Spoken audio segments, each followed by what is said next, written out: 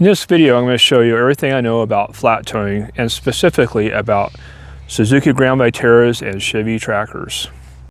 So why am I making this video? Because somebody reached out about making a video of how to flat tow. I didn't realize that I have not really done a complete video yet. Previously flat towed a 1993 Geo Tracker, a 99 Suzuki Vitara, and now this current 2001 Suzuki Grand Vitara. Make sure you check your owner's manual or the website for specifics about your vehicle. For instance, this 2001 right here is automatic, and you leave the transmission in park and you shift the transfer case in neutral. In my 1989 Suzuki Vitara was the same as this one. My 93 Tracker was a manual transmission, which you would put in second gear in the transmission and put the transfer case in neutral. Other vehicles might be different. What do you use to attach your vehicle to your tow vehicle? A type of hitch, right? There's several types. The one I use on here, I welded a mount right here, and the hitch stays on the tow vehicle. On my previous two vehicles, I used to have the tow hitch actually mounted on here, like right here, and they would flip up and stay on it with the vehicle. What about indicator lights hooked up to the tow vehicle? On all of mine, I have tapped into the vehicle system and run a quick connect here up to my tow vehicle, which controls from the tow vehicle and the turn signal, brake, and tail lights. There are kits where they're wireless and you can add separate lights on the back. Just depends on what vehicle you're going to use and how you want to do it. The other thing is the weight of the vehicle being towed compared to what the tow vehicle could handle.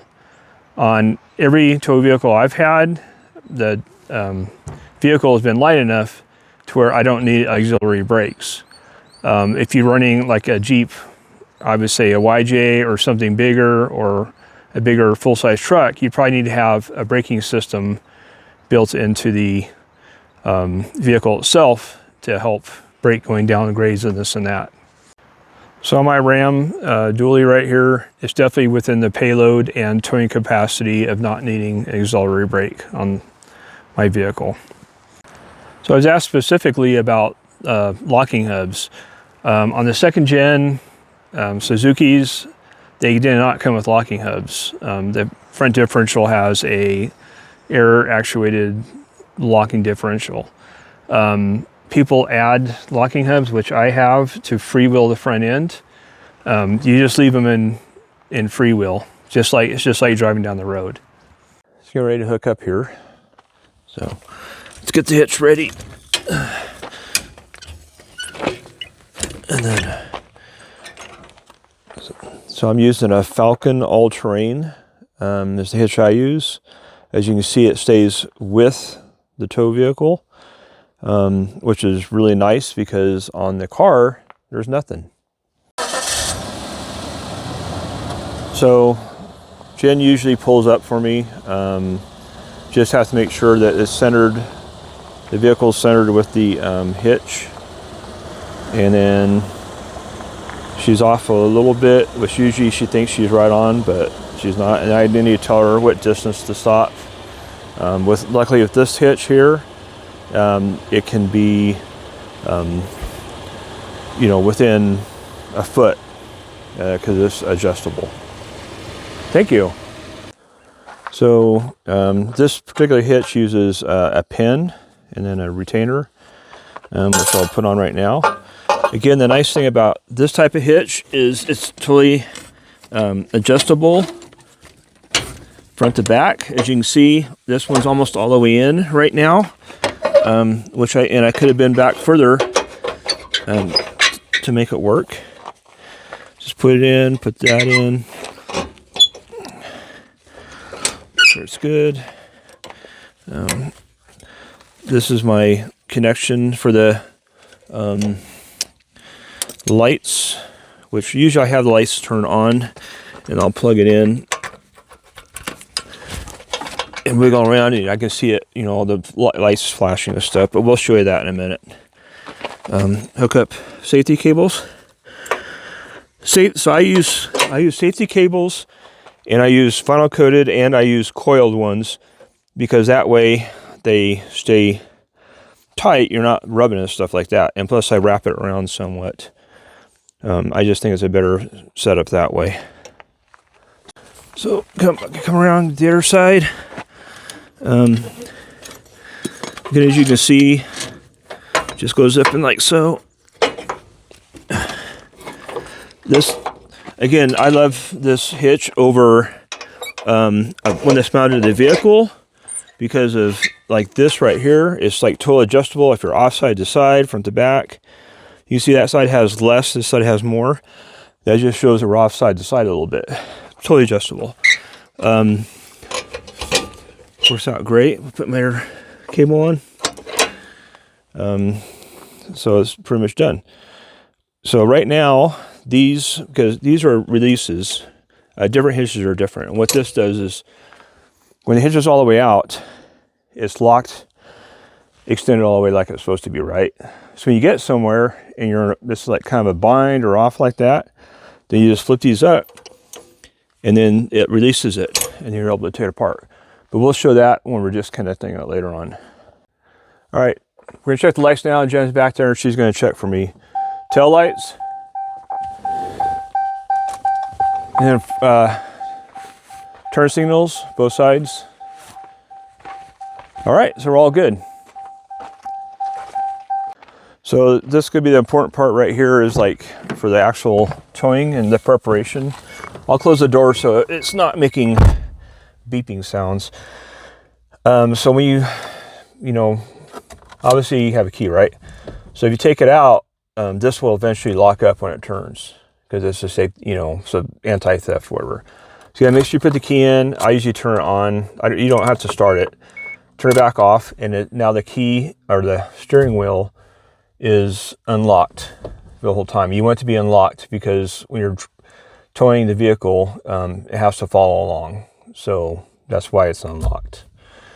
Now we'll do the transfer case, which I have a twin stick, and the idea about a twin stick is that it separates. You usually have one lever that does your high two-wheel drive, high four-wheel drive, neutral, low four-wheel drive. This one makes it so where you have one lever is for two-wheel drive, four-wheel drive only, and one is for the high range, neutral, low range. What's great about this is on these Grand Vitaras, in the stock transfer case, when you put it in neutral, the front drive shaft also turns with the back drive shaft. It's just to me, I don't know, design flaw or whatever about the stock transfer case. And it's probably not too bad on a stock vehicle. This has all the front ends, the front differential, everything correct. But like I have lockout hubs, and so I usually put them at free. What I found out before I did my twin stick is that I got somewhere, and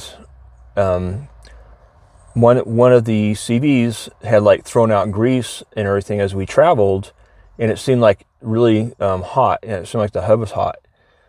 And so my theory is that by the front drive shaft turning and then turning the front differential, the only one CV axle was turning, because it's open differential, and what that means is it can actually spin the more free one like twice as fast as you're going. So if you're driving 60, it's like doing like 120 the whole way. I know it's kind of confusing. I can try to explain that more later. Anyway, so what do we do now? All we do is put it in neutral, which this is the right now I'm in high range, so I just push it forward, and it's probably going to roll back right now. So I can either hold the brake on, or I'll hold the brake on so Jen doesn't get hit right now. We just slip it into neutral, see it's got some force on it. So now when I let off the brake, it's going to roll backwards and do the hitch, because we're on an incline right now.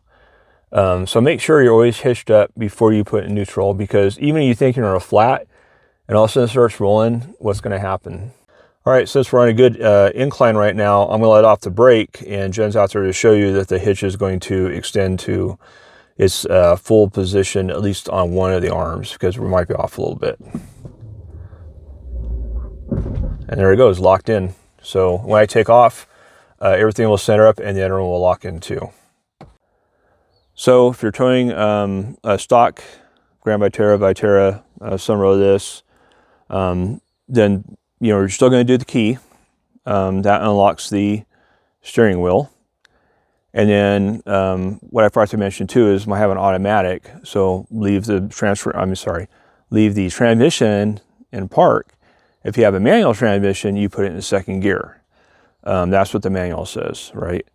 And then on your transfer case, stock transfer case, just put it in neutral. And then that should be it. One more thing is every 200 miles, I'm pretty sure that's what it says in the manual, we'll double check and then put it in the comments if I'm wrong, that you're supposed to stop, put the, leave the transfer case in neutral, and then start it up and then put it in gear. So if it's like a manual transmission, just start it up and then just let the clutch out. So it's supposed to lubricate. It basically lubricates the inside of the transfer case, because I guess it can only lube so much as it's traveling, and they just want to sling more lube around, every 200 miles. On the automatic, shift it into like drive and just, rev it up to 1500 or something like that for 30 seconds, something like that. And that basically the transfer case is working inside but not driving everything. And then one more thing is shut off the key before you put it back in park. Everybody's just going to grind because it's trying to, basically the transmission is turning. So also need to mention that this basically you can only flat tow a four-wheel drive vehicle because it has the transfer case able to put it in neutral. Two-wheel drive you cannot, because even though you put the transmission in neutral, it's not designed for that. But check your owner's manual on whatever it is, because you might be able to. Well, that's how I do it in a nutshell. If you have any questions, just reach out to me about, whatever. These are the things I found that works good on this model. The earlier models, first gen, I've towed those also, and I can help you with that as well. So if you liked it, give us a thumbs up and subscribe if you haven't already.